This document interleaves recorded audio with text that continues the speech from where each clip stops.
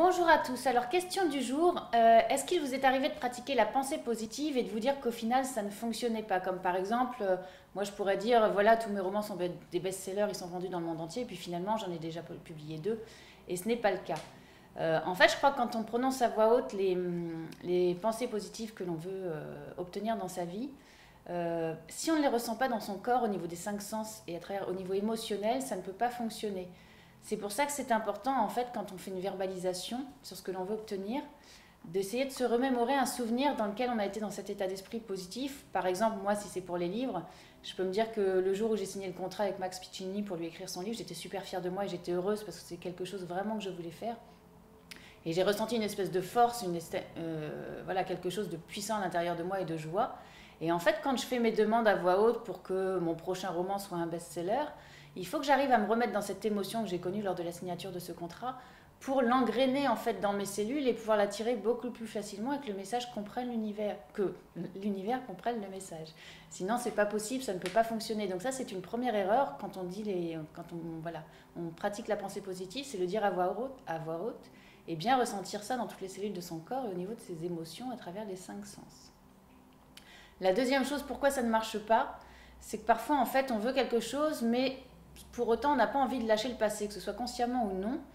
Exemple concret, vous voulez attirer le partenaire idéal et en même temps il y a une partie de vous qui continue à penser à votre ex en espérant qu'il revienne, qu'il vous donne des nouvelles, etc.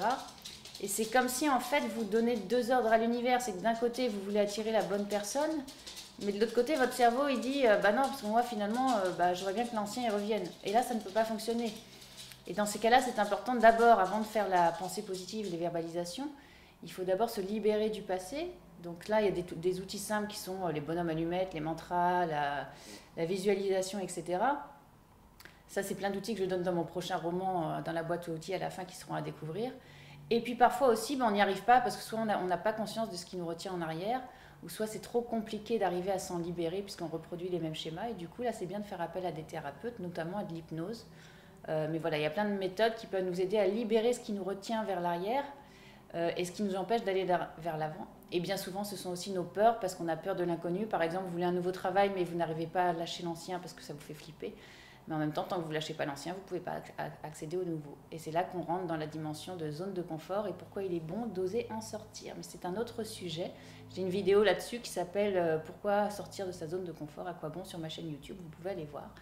Donc voilà, c'était la vidéo du jour. Donc n'oubliez pas, si vous voulez pratiquer la loi d'attraction et qu'elle fonctionne rapidement dans votre vie, ressentez ce que vous dites au niveau de vos émotions par les cinq sens et pensez à vous libérer du passé avant à faire le nettoyage nécessaire. Sinon, vous ne pourrez pas accueillir le nouveau. Voilà, je vous dis à très bientôt. Rendez-vous sur ma chaîne YouTube Madame Bien-être, sur mon site ou ma page Facebook Prête-moi ta plume. Merci beaucoup, gros bisous.